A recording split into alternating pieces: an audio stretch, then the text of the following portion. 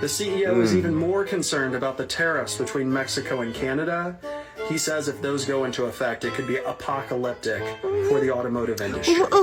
Trump has also announced steel and aluminum tariffs that will stack on top of the 25% tariffs on Mexico and Canada if those go into effect. He ended the interview by... I wish companies and corporations, so on and so forth, had more of a backbone to them. It's not all about the dollar. The dollar can't make you all holler.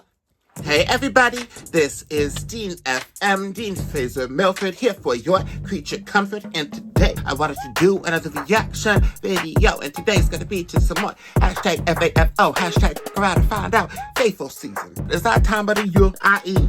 a video that you pulled out from DFM, where he's gonna go off on some mega regret for them. Now to see what's up with them, you know, the people that voted for Trump and now were regretful for whatever the reason may be. Often it's because something that you didn't think would affect you is affecting you, but you voted for a lot of hate. Knowingly, it's that type of deal, y'all. We need to keep in mind. And please make sure to check out my steps in the link down below. And please like and subscribe, and let's get right into it. FAFO, Trump supporter's wife taken by ICE after honeymoon. Oh, I'm sorry. Someone who voted for Donald Trump is having an FAFO moment after realizing that he was not exempt from Trump's policies. Bradley Bartell of Wisconsin voted for Donald Trump this past election cycle in light of having a fiancé that was not yet a U.S. citizen. On their way back from their honeymoon in Puerto Rico, Bartell's wife was pulled aside by immigrations asking whether or not she was a U.S. citizen, in which she replied no, she is a resident of Peru. His now wife was then escorted off, not before she handed her husband their wedding ring to make sure it wasn't confiscated. The couple talks for about 20 minutes each week as she's being held by ICE. They shared that their down payment for a new home and life together after their wedding has now evaporated by attorney fees. In an interview, he shared that both of them believe that Donald Trump would be cracking down on illegal immigrants coming across the border, not those who were already vetted. The ACLU commented saying that everyone should be worried if they are not a legal resident of the United States, and you're whether or not you're married to an American or not. Good and brown. The law is just too vague right now, and everyone is at risk. Good and brown in this country gonna have a firm. I can make light of it, I'm brown. Queer and biggest.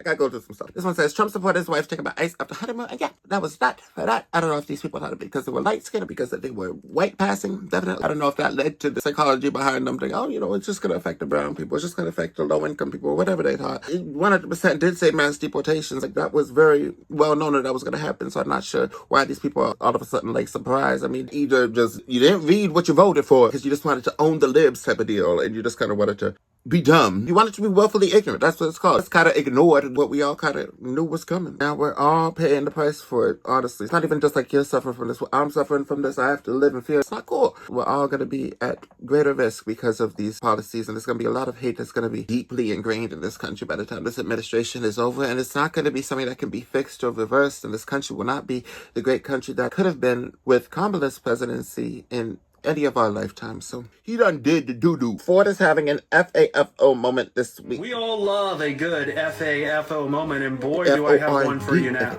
Now, before I tell you, let me give you a little bit of background as a reminder. The automotive company Ford bent the knee to Trump and donated $1 million to his inauguration committee.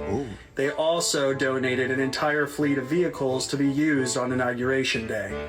Fast forward to today, and now Ford has changed its tune. The CEO is deeply concerned about the ongoing changes that Trump is making that could highly impact Ford's brand. As background, Ford has invested $1.9 billion in the future of their brand revolving around EVs. Meanwhile, Trump is trying to scrap any growth in the EV market in America, including directing states to stop spending money on building out infrastructure. The CEO is even more concerned about the tariffs between Mexico and Canada. He says if those go into effect, it could be apocalyptic for the automotive industry. Trump has also announced steel and aluminum tariffs that will stack on top of the 25% tariffs on Mexico and Canada if those go into effect. He ended the interview by saying that they would most definitely lay people off at EV plants in Ohio, Michigan, Kentucky, and Tennessee if Trump starts rolling back EV programs that the Biden administration put into place. Unemployment on strong. We don't know what's up before. That's lame. You know, the companies that have capitulated to Trump's agenda and have not only contributed willingly, willfully, and money to his cause, to the MAGA movement, but they've also given in to his threats. You have companies, media companies as well, TV, television, for just telling the truth, basically. You know, a lot of them have bowed down. You know, it is what it is. Just, I wish companies and corporations, so on and so forth, had more of a backbone to them. It's not all about the dollar. The dollar can't make you all holler. This one is by Brad Doggett. Sorry. Class is in session. First Amendment, hashtag freedom of speech, hashtag flag, hashtag banner. We're going to talk about this a little bit more. Don't worry, guys. She's going to educate us. I think I spoke on this in the last video, that the flag banner, considering making that a criminal offense. Again, I'm going to leave in the link below. All of you going on my page and saying that don't worry, guys. She's gonna destroying the American flag and burning it is freedom of speech. Yeah. Let me educate you. Okay. The First Amendment right of the Constitution discusses the right to speak freely. Speak, and when we speak with words, verbally or written. Oh. Since you think that he doesn't have the right to do it, that President Trump can't do it, why don't you go burn a flag and see where that gets you? I'll tell you, jail. I like that. 1 year, jail. Hey Candace, if speech just means words we use with our mouth and things that we write down, what's this? What is that, Candace? It's a middle finger. Hey Candace, if speech is only written or spoken, then why did you guys freak the fuck out when Colin Kaepernick knelt for the national anthem? Yeah. He wasn't saying anything. You know, Candace, it is shocking just how little Trump supporters understand about the country that you live in. So let's go ahead and educate you, all right? But you know how you guys always love to talk about how we live in a constitutional republic? Well, Candace, in one of those, the president can't just write new laws for the American people. Yeah, that's what Congress is for. I guess you must have missed this in school growing up, but that's where our laws come from, Candace. Not from a king sitting on a golden toilet in the White House. And while we're educating you, Candace, I thought that you should know, because I'm absolutely sure that you don't, it is quite literally written into U.S. flag code that the proper way to dispose of an old American flag is to burn it. That's why you see veterans groups having ceremonies where they take down old worn out flags, put up new ones, and then burn the old ones. So are you going to arrest them too, Candace? Are they going to jail for a year? Yeah.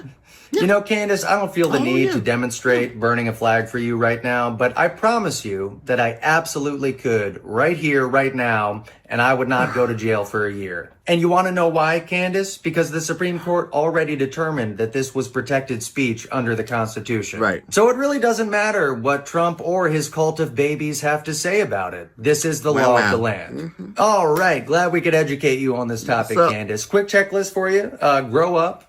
Learn how to read, get a constitution, check it out, and then maybe you guys will be up to speed on how this country works. All right? There's some stuff going up here. Okay, good luck over there. What do you do? Thanks. I like that. All of you going on my page and saying that... When I think of terrorism, whether it's domestic or just plain terrorism, and the word terrorism in general, I'm thinking of bombs, 9/11 type stuff. You know, I'm not thinking of some person with a flag, you know, just kind of, hey, just remember, there's people in this country who wanted this to be their country too, but hey, everything that's doing right now. We should be allowed to do that, obviously. And that, to my idea, was reacting to some more hashtag FAFO on TikTok. And yeah, please make sure to like and subscribe and leave me some comments. Let me know what you think. And I'll talk to you later, and I'll see you in the next video. Bye-bye.